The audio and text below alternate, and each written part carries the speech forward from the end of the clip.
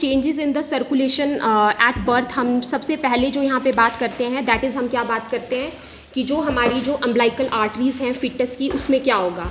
तो हमने क्या बोला कि इमीडिएटली आफ्टर बर्थ जो अम्बिलिकल आर्टरीज़ जो है वहाँ पे क्या होगा हमारे पास, वहाँ पे जो मसल्स हैं उसकी वॉल में, आर्टरीज़ की वॉल में जो मसल्स हैं वो क्या करती हैं, वो आपके कॉन्ट्रैक्ट करती हैं। ठीक है, ये कब होता है, it takes place immediately after birth. इसकी वजह से, उस कॉन्ट्रैक्शन की वजह से जो आपकी अम्बिलिकल आर्टरीज़ की जो वहाँ पे ल्यूमन है वो क्या हो जाता है, ऑक्लूड हो जाता है, वो ल्यूमन क्या हो जाएगा, बंद हो जाएगा। ठीक है, इसकी वजह से क्या होगा कि अब जो फिटल ब्लड जो पहले कहाँ जा रहा था, प्लेसेंटा तक जा रहा था, वो नहीं जाएगा। क्यों नहीं जाएगा, क्योंकि अम्बिलिकल आर्टरीज़ क्या हो चुकी हैं, क्लोज हो चुकी हैं। ठीक है, उनका क्या हो चुका है, ऑक्लूजन।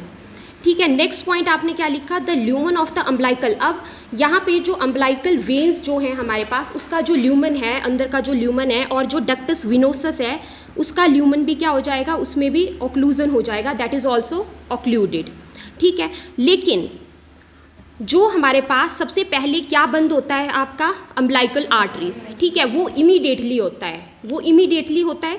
लेकिन यहाँ पे इसको अंडरलाइन कर लेना नोट्स में, लेकिन यहाँ पे आपके पास फ्यू मिनट्स लगते हैं आफ्टर बर्थ। जो हमारा डक्टस विनोसस है और जो अम्बिलिकल वेन्स का जो ल्यूमन है उसको बंद होने के लिए फ्यू मिनट्स का टाइम लगता है after birth, so that all the foetal blood that is in the.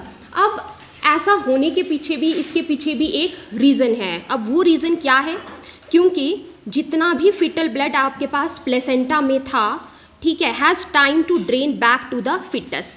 अब क्या हो जाएगा, क्योंकि आपको पता है अम्बिलिकल वेन की मदद से क्या हो रहा था, आपका प्लेसेंटा से ब्लड कहाँ जा रहा था, फिटस तक जा रहा था। ठीक है, तो अब जो भी उसके अंदर, मतलब प्लेसेंटा के अंदर जो भी बचा हुआ ब्लड था वो वापस से अब आपके पास ड्रेन हो जाएगा कहाँ पे, फिटस तक, उस थोड़े से टाइम के अंदर अंदर। उसके बाद क्या हो जाएगा कि उसके बाद ये भी आपके पास जो अम्बिलिकल वेन्स हैं ये भी क्या हो जाएंगी, क्लोज हो जाएंगी। Clear everyone. Next point is your point number 3, the ductus arteriosus is occluded.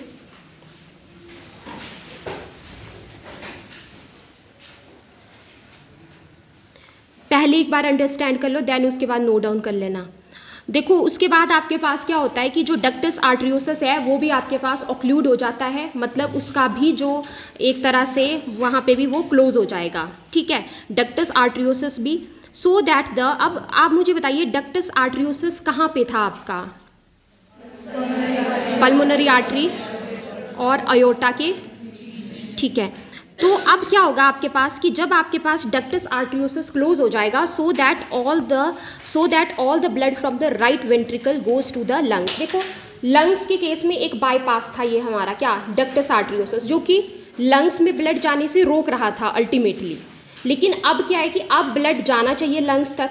ठीक है, तो इसी वजह से जब ये आपके पास, जब यहाँ पे ये ऑक्लूड हो जाएगा, बंद हो गया, वो जो बाईपास क्रिएट हुआ था ये जब आपका बंद हो गया, डक्टस आर्टरियोसस जब बंद हो गया, तो इसकी वजह से क्या होगा कि जो ब्लड है वो अब वो आपका लंग्स में जाएगा। तो लंग्स में जाएगा तो वहाँ पे क्या हो जाएगा, वो आपका ऑक्सीजनेट हो जाएगा, वहाँ पे उसको क्या मिल जाएगा, ऑक्सीजन मिल जाएगा। ठीक है, अब क्वेश्चन ये अराइज होता है कि जो डक्टस आर्टरियोसस है उसका क्लोजर आपके पास कैसे होगा। ठीक है, तो इसमें भी आपके पास जो मसल्स हैं वहाँ पे उसकी क्या होती हैं, कॉन्ट्रैक्शन होती है। ठीक है, सेम जैसे हमने कहाँ पे पढ़ा था, अम्बिलिकल आर्टरीज में, वहाँ पे भी जो मसल्स हैं वो कॉन्ट्रैक्ट कर रही होती थी। ठीक है, तो ये यहाँ पे होता है। इसके अलावा एक और चीज़ आप इसमें देखते हैं कि जो पल्मोनरी वेजल्स हैं, पल्मोनरी वेजल्स आपके पास किससे रिलेटेड है, लंग्स को जो ये करेंगी। ठीक है, तो पल्मोनरी वेजल्स का साइज़ एक बहुत बड़ा चेंज देखने को मिलता है आफ्टर बर्थ। वो क्या है कि जो पल्मोनरी वेजल्स हैं उनका जो साइज़ है वो क्या हो जाता है, इंक्रीज़ हो जाता है। ठीक है, तो इसकी वजह से क्या हुआ, अब साइज़ इंक्रीज़ हुआ तो जो ब्लड है, ज़्यादा मात्रा में जो ब्लड है वो आपके लंग्स तक दैट विल रीच। ठीक है, तो इसीलिए यहाँ पे पॉइंट जो है हम क्या बोलते हैं कि pulmonary vessels increase in size and consequently a much larger volume of blood reaches the left atrium from the lungs, और मीन्स वहाँ पे जो ब्लड सप्लाई है वो एक तरह से क्या हो गई, इंक्रीज हो गई। ठीक है, अब मान लीजिए कि आपके पास लंग्स से भी लेफ्ट एट्रियम में ब्लड ज़्यादा अमाउंट में आ रहा है, तो लेफ्ट एट्रियम के अंदर प्रेशर क्या होना चाहिए उसकी वजह से, इंक्रीज या डिक्रीज, अगर लेफ्ट एट्रियम तक ब्लड आ रहा है आपके पास, मान लीजिए लंग्स से ज़्यादा अमाउंट में, तो लेफ्ट एट्रियम में क्या होना चाहिए, प्रेशर इंक्रीज होना चाहिए। ठीक है, देखो आप ऐसे सोचो कि आपके पास जो ब्लड है वो लेफ्ट एट्रियम तक आ रहा है, मान लो ज़्यादा अमाउंट में, तो लेफ्ट एट्रियम के अंदर जो प्रेशर है वो क्या हो जाएगा, इंक्रीज हो जाएगा।